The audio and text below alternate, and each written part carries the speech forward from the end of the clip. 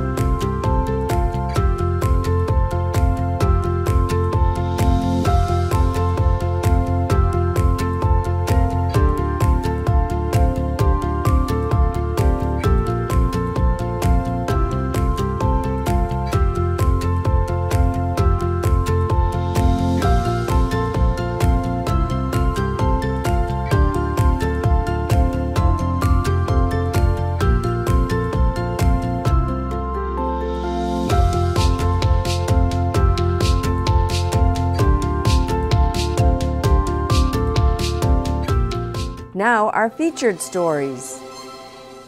Chronicles' Ted Reinstein gave a talk at Keystone Place about the New England General Store. In the wake of 2001, 9/11 in 2001, when tourism was off in New England, some places more than 90%, nobody was traveling. A lot of these stores closed, and so did South Akron. And the community had lost its community gathering place, which they felt terrible about. They were trying to think of some way they could save it. Nobody could just step up and buy the store, you know. So they put their ideas together.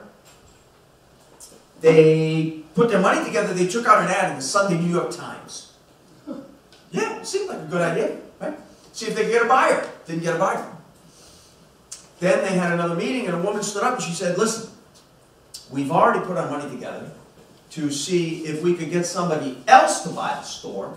She said, "What if we put our money together and we buy the store?"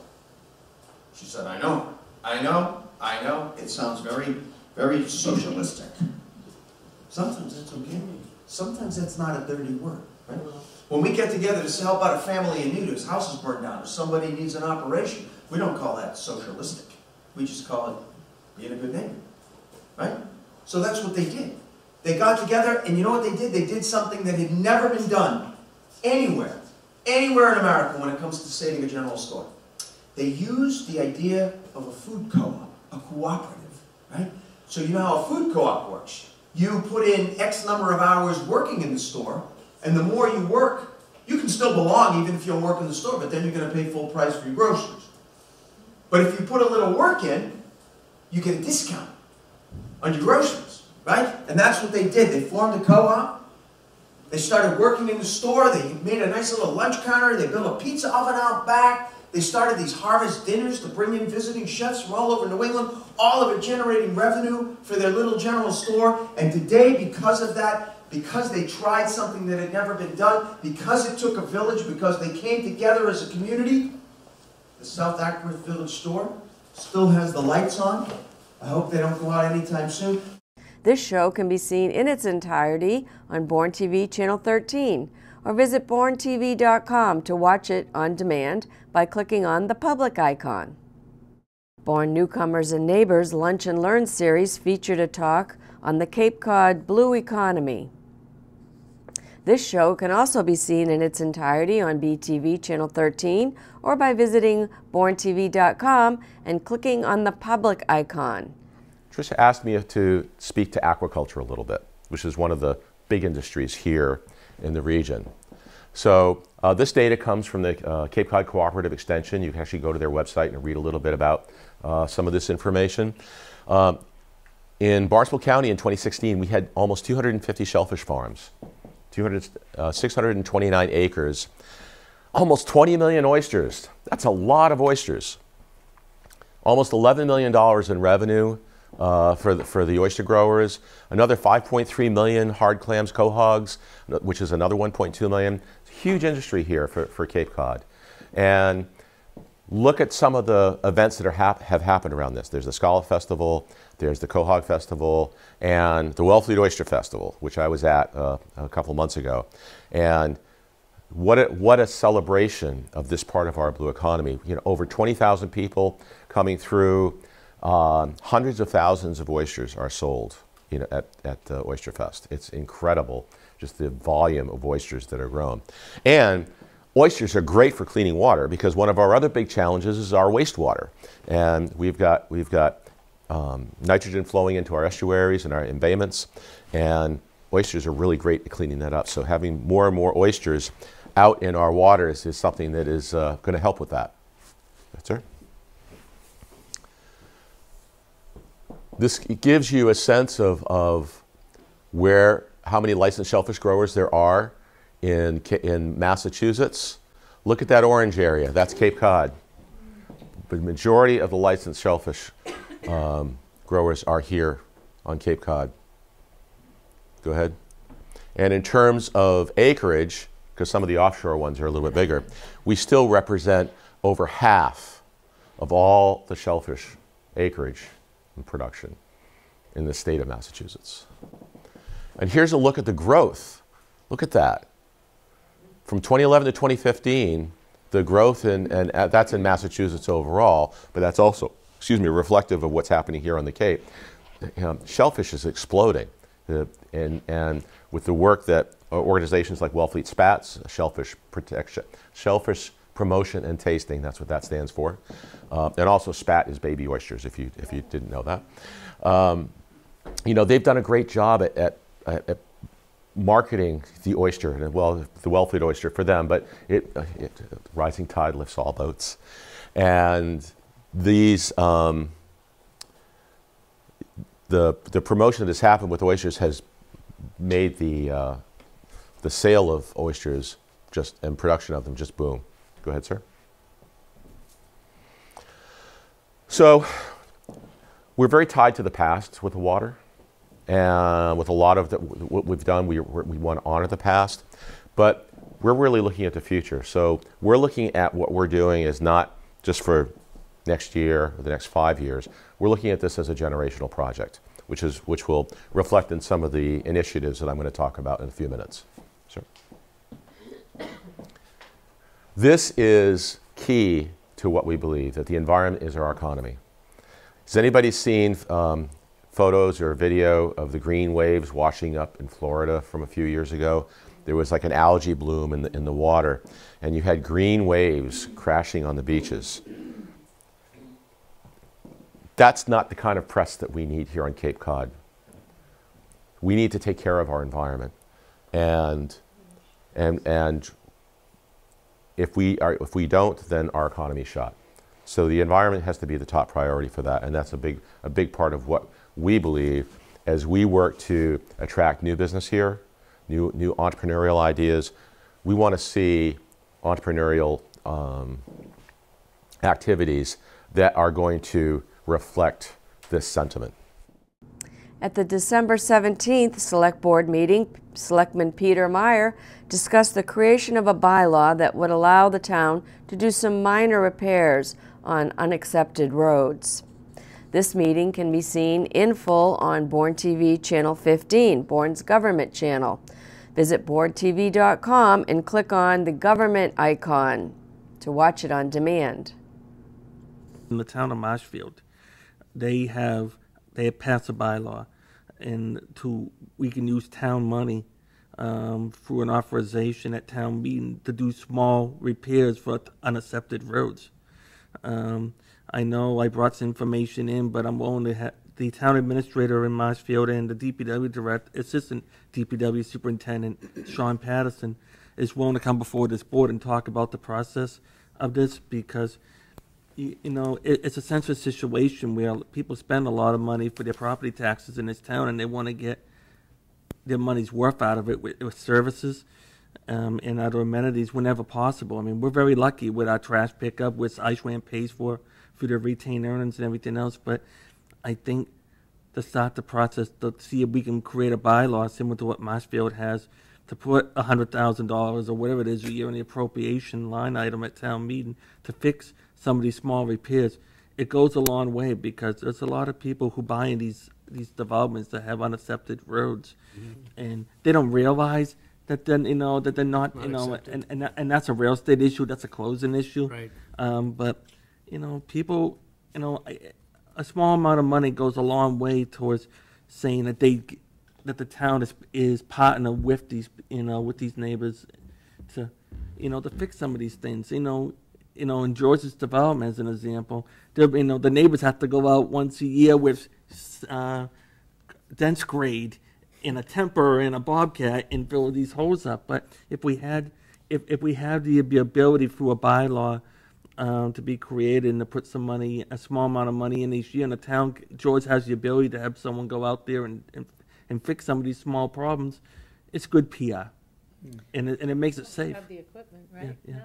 Yeah, we do. Well, it's just one of the elements that feeds into the AAA bond rating or whatever. It's how a town looks, not just Yes. the Yep. primary roads, but the Yep. secondary roads. If you go down the secondary roads, and they're all kind of pitted, whether they're unaccepted, accepted, or whatever, they have to be maintained properly, and it just speaks well of the town. If the town looks good, or if somebody's researching us for a rating or whatever, that they have a pleasant experience. It's not always going to happen, but I think that adds to that. It's a component of it. Yes. So I just wondering if That's a pride, right. pride thing That's- too, right? Yep. But I just wonder if we should be looking into that. 'Cause before you know it, we'll be in March. We got to close the warrant and everything else, and then we got April, and then before you know it, it's May. Just so I wonder if we could get started on looking at that bylaw. After the first of the year to see if it's feasible, so we can work through it in the winter months, and then the spring bring it to town meeting for deliberation and possible action. Jim? Did you just raise your hand? Yeah.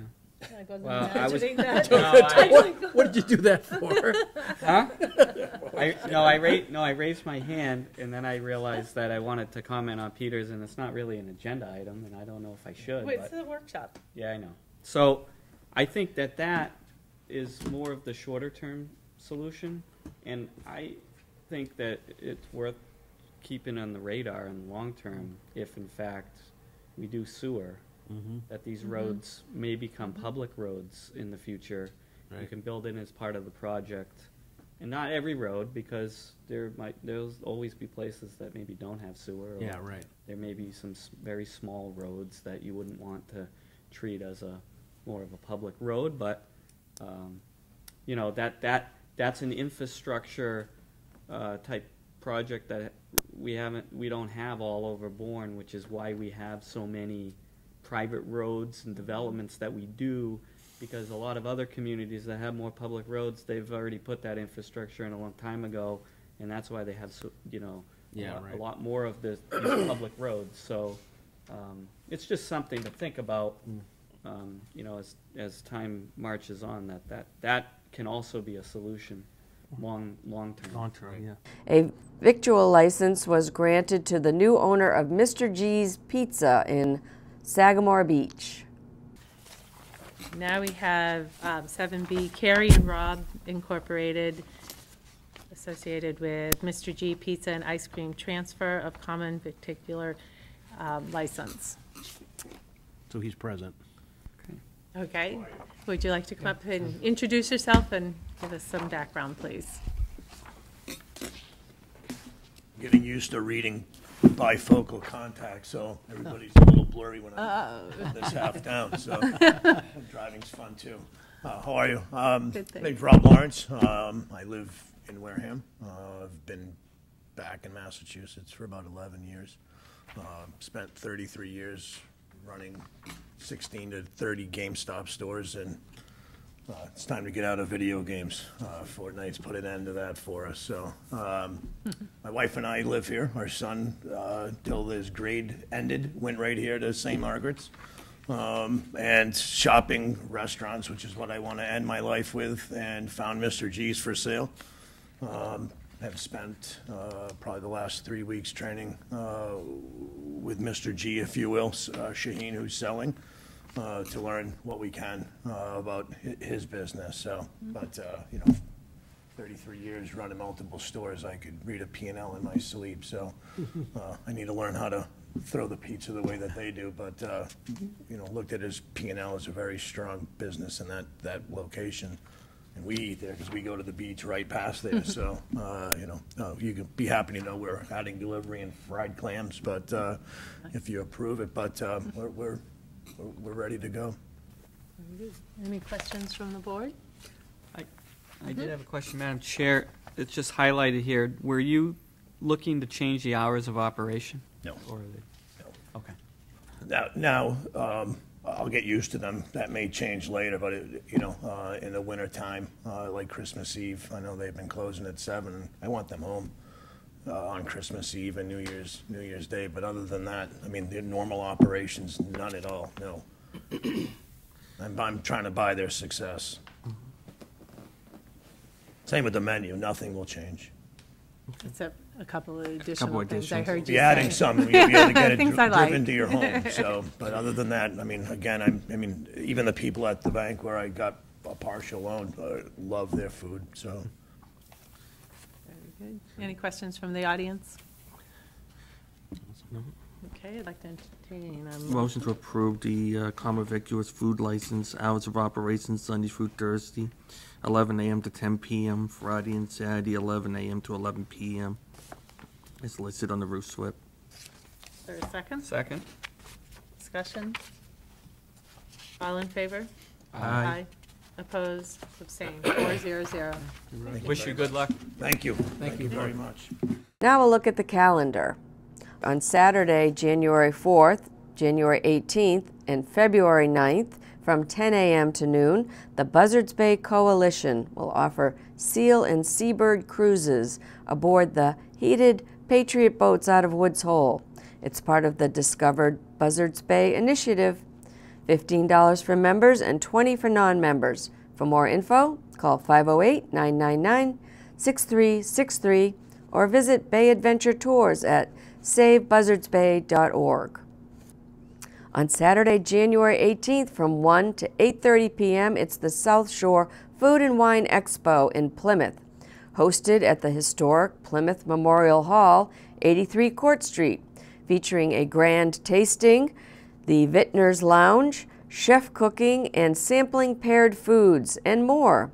Visit eventbrite.com for tickets and more information. Well, thanks for watching this episode of the Bourne Review, and I wish you all a Happy New Year, and I'll see you in 2020.